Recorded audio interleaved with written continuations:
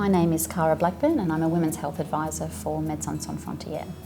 So I joined Médecins Frontières in 2006 and I did my first field mission as a midwife in Niatati in Darfur. I had worked as a midwife for over 10 years in Australia, and I had always been interested in doing some work in a developing country or in that type of context, and Médecins Frontières just really suited my ideas and my beliefs.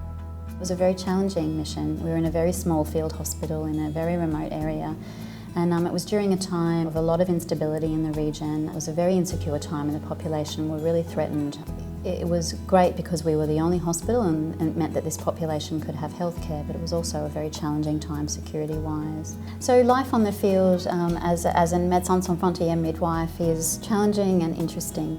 For obstetric people in particular, it's a lot of sleep deprivation because often you're up overnight. Babies tend to be delivered at all hours of the day and night.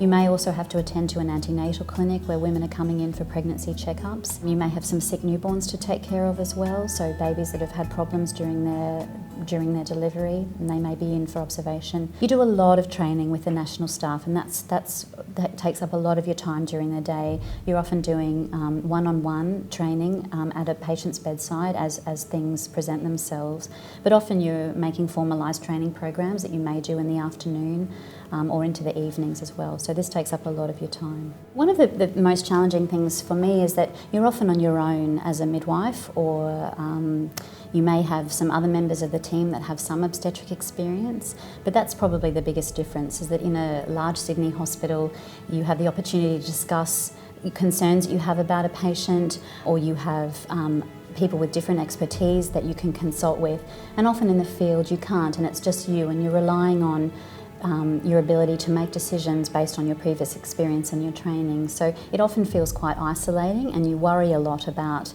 the decisions that you're making, whether they're the right ones, and this can often haunt you for a long time. You're confronted by scenarios, clinical scenarios, that you may never have been exposed to if you've been working predominantly in a large Australian or developed setting. So that's challenging, but it's also very exciting and it's very rewarding.